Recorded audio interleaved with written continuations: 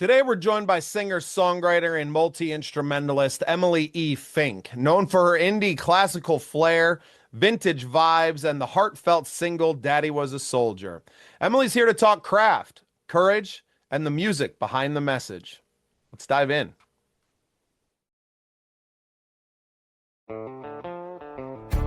This program is part of the Scene Project's podcast network. The Scene Project features interviews with independent musicians, comedians, and artists from across the Midwest.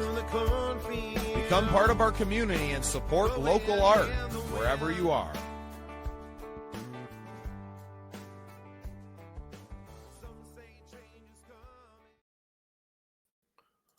Well, welcome into another exciting episode of The Scene. I'm your host, Bubba Starts, and with me today is Emily E. Finke. Welcome to the show, Emily.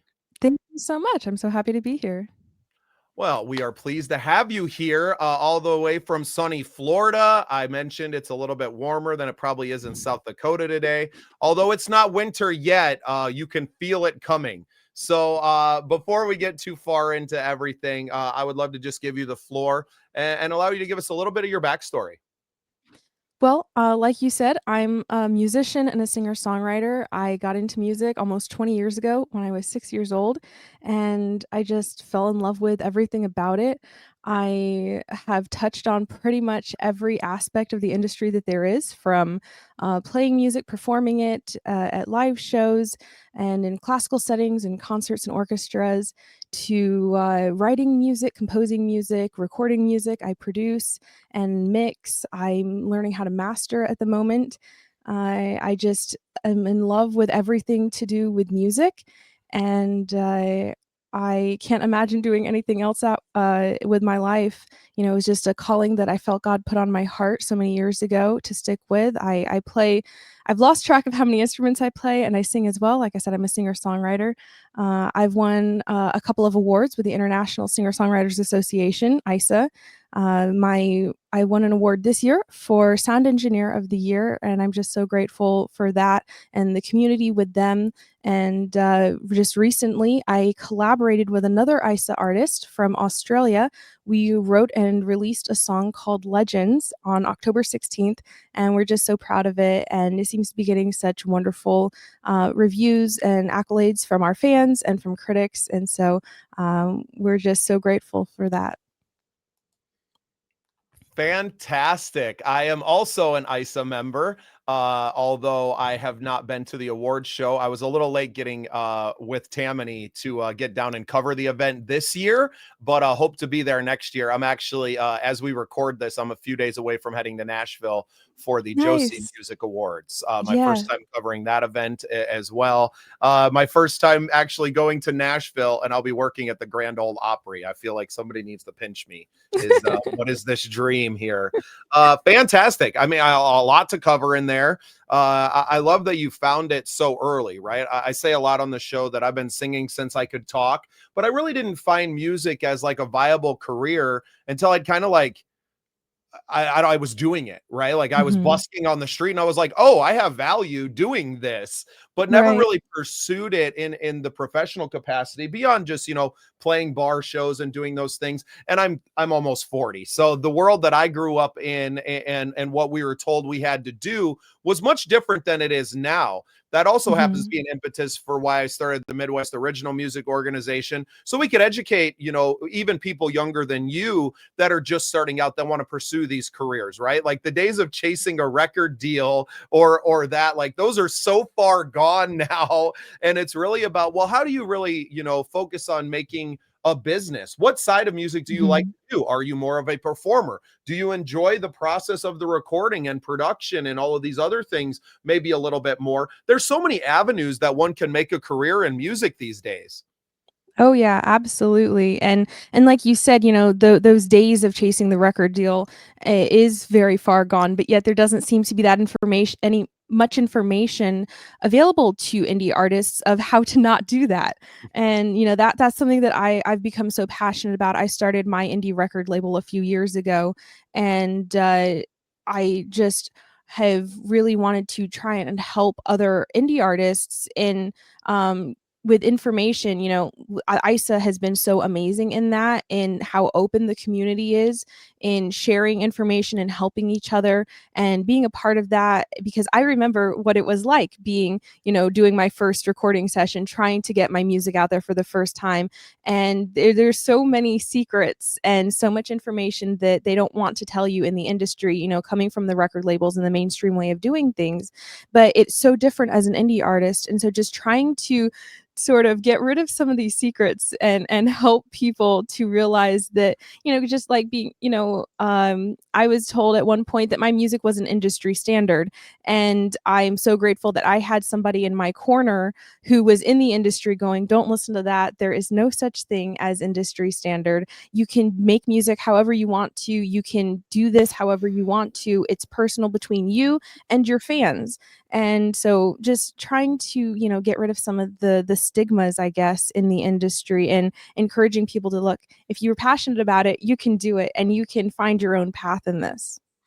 And what's so funny about that industry standard is that you look at all the superstars that are out there today, the Lainey Wilsons, the Jelly Roll, even a Post Malone, that they are superstars because they broke the mold and because they were different. And they had very rabid fan bases long before they ever achieved that superstardom and the industry was even interested in them, right? So I think if Right. anything, those are success stories to look at and be like, no, just go do your own thing, build up, connect with people, right? Because that's what music and why Absolutely. music is so important. My newest album, it's available on my website now. It's not even on the streaming platforms first. Hmm.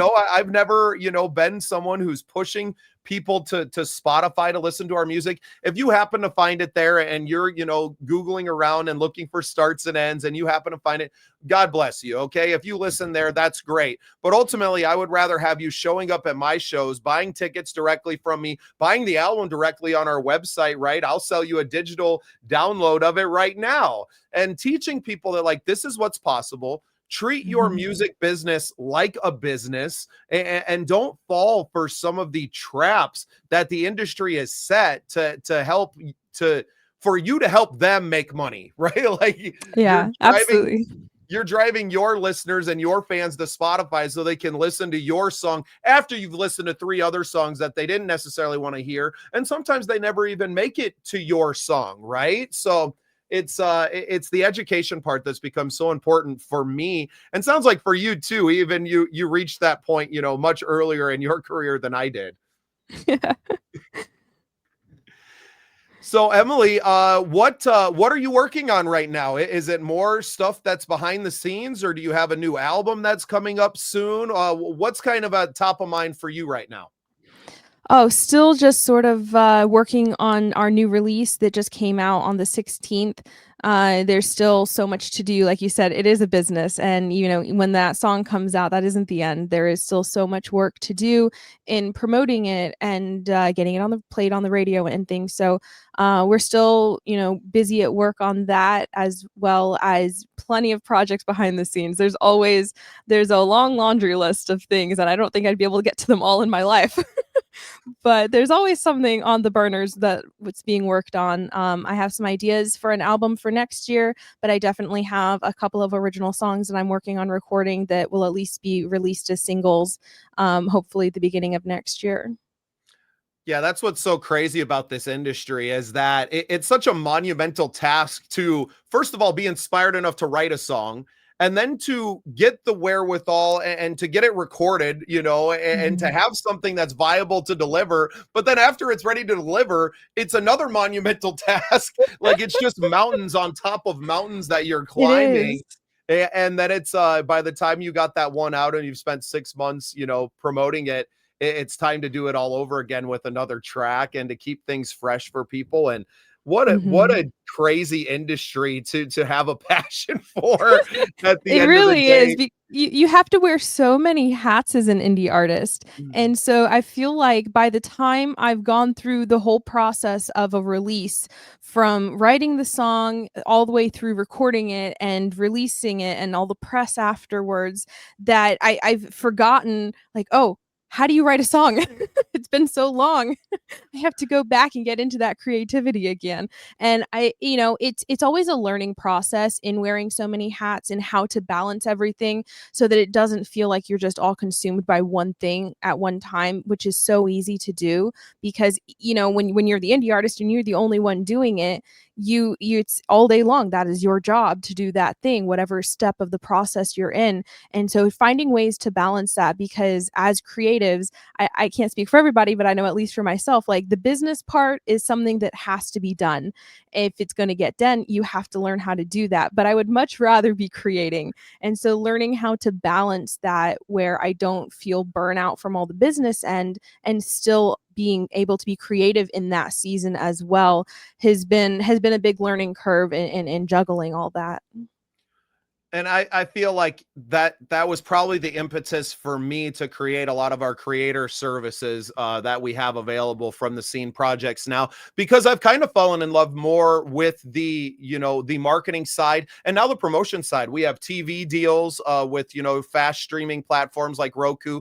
We use a platform called True TV Plus that's allowed us to now bring in other artists and to build a channel underneath their umbrella. We have our own internet radio station because we saw the need from our own Mhm. selves that like it's really hard to crack into these things, and it's hard for artists to dig into all the different places. Where can we alleviate some of that pressure so that when someone falls into the podcast, which we never charge people to be on the podcast, that we're able to go, hey, here's the laundry list of things that we can provide for you and to help you along that path, so that our artists around us can focus more on the creative Mhm. process, right? I think, I'm probably past the that creative juice part of my life. Right in my 20s, I felt like I was writing a song every day, right? Everything was flowing out of me. Now it's a lot more space in between that, but I still have 20 years to go back on of songs that I've written that haven't even seen the light of day yet. So I'm like working through this back catalog of songs, and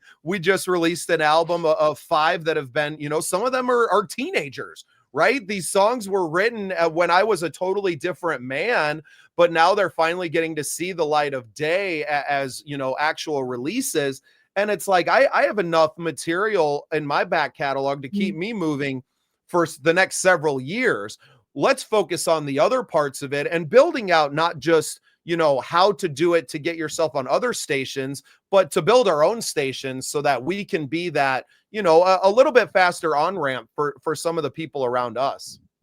Yeah. Yeah, that is great, and it is so nice to meet people in the industry because, like I said, as a creative, I prefer this part, but like you said, there's so many different aspects of the industry, and I think a lot of people, especially, just between myself and my sister, we're also music educators, and my sister more than me, she has a doctorate in music education, but, she teaches private music lessons, and so many kids come and they wanna learn how to play the instrument, which is fantastic. It's great. It's a great place to start. But as they start getting older, that's not what they wanna do. They don't wanna be, a performer on that instrument, but they still love music, and there's not really a lot of information out there for them of all the vastness of the industry and the different things you can do in it, and everybody's got a passion for something different, and so that's great that, you found that and said, "Look, I can help artists in this aspect with something that maybe most of them would probably prefer not to do." Right. And I think that's kind of how I fell into podcasting in general. Like I went out and we had, a few years ago now that I was releasing new music. I was fortunate to get on our local TV stations. I did a couple of podcasts, got on the radio and everything. And having done all of that, I looked around and it was like, well, that was it. Right. And it took me a lot of work to get all of that. Right. So it was more of like, well, how do you streamline this process? How does someone Mhm. land with you, does an interview that's like, okay, this could go to our radio, TV, podcast all in one spot. And I don't need Emily to show up 3 different times to get that. You were able to just come one time, sit down, have a conversation. And now it's going on to all these different platforms. So we've been slowly growing that. The podcast is only about 18 months old. So all of this is really new. we're new members of, we mentioned ISSA, the Josie Music Awards will be covering, and just really kind of cannonballing into their world this weekend as we're recording this, right? But we're also members of the Midwest Country Music Organization, which really gave us a platform to step in and to support that group of artists, right? So now we kind of have a model for how we do things. We also now just teamed up with One Life Podcast and Music Academy to include them into what we're doing. So we host an academy on our website now for educators like yourself to at least house that. Like we don't own anything there, but it's a place where, hey, here's all of these music educators that are already out there. Now they can have, a platform here with us that we can funnel all of these artists into. And really it takes a team effort to make all of this to fruition. And with so many independent artists in the world right now, we'll never have a lack of clientele, and I'll never feel like there's a competition out there for clients, because there could be a million of these and there still wouldn't be enough. Right. Absolutely. So Emily, before I let you go, I'd love to hear a little bit of, what the style of your music is. I know that you play a bunch of different instruments. You probably have, you got a Dean Martin record behind you. I don't think many 26-year-olds even know who Dean Martin is, to be perfectly honest. But what's kind of your style, and what does the music sound like? That was something that I really had to put a lot of thought into, figuring out how to describe my music when I was first getting ready to release it. I'm inspired by all music. I believe that genres are just there to be descriptors. They are not there to be labels and boxes that we have to keep ourselves in. As much as some of the industry may try and tell you that. But I grew up listening to such a wide variety of music: classical music, country, and folk. I loved John Denver and Johnny Cash and Randy Travis growing up.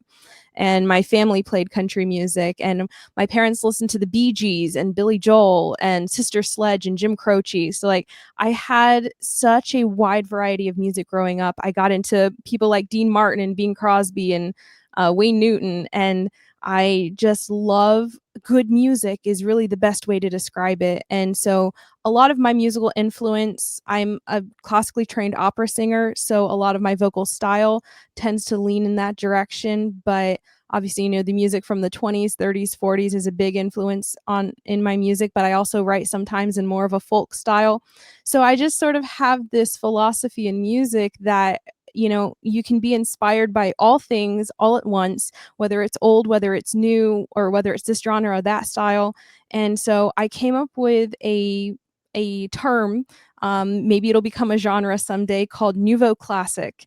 And it's the bringing together of the old and the new, and making something brand new out of it. And so that's what I call my music. I love it. I'm sure you've heard this before, but Emily, you have a very old soul, and that's very apparent. Just having even a short conversation with you. I grew up on mostly classic rock, but like, hippie music, right? My parents were Deadheads.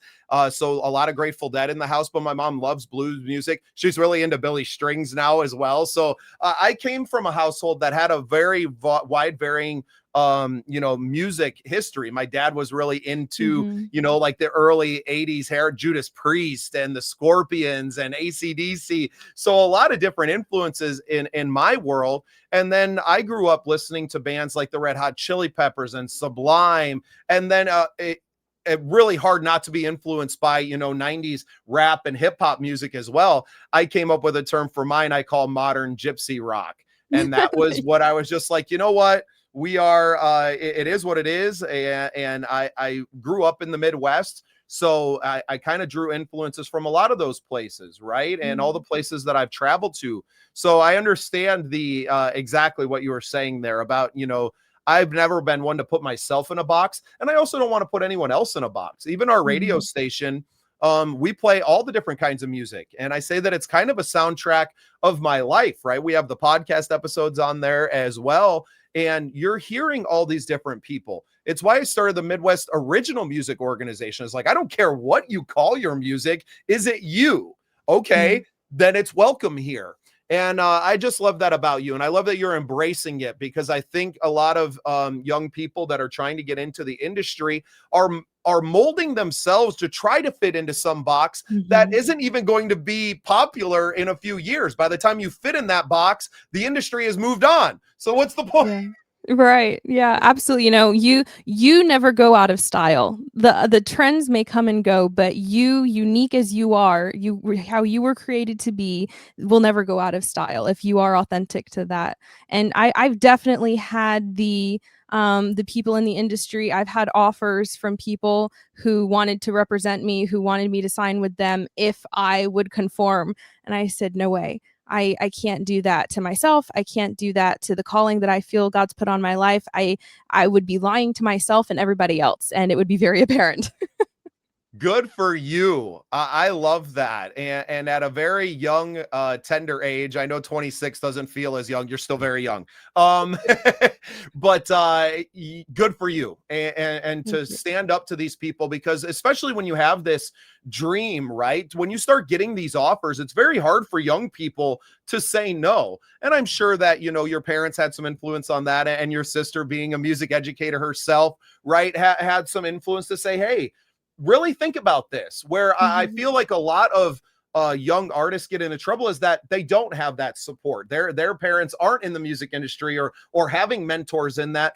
And it's a big reason why I'm doing what I'm doing, is to be that mentor, to say, hey, you don't have to sign these deals, right? Just Yeah. because they're putting it out there, you probably don't want it anyway, especially in today's age of the music business. Why would you want to give away any of your control over your career and your life and your, I mean, really your passion, your heart, your everything? To give that away just seems senseless in this day. Yeah, and I think as we're seeing with the rise in indie artists and these new styles, and is that you don't have to. It's being proved, and I'm hoping that new people coming into the industry can see that look, we've made this path for you, so you don't have to even think about that anymore. We were showing you that it can be done this way. So yeah, I it's just really important. Yeah, and it's not easy. It's a lot of freaking work. Oh yeah.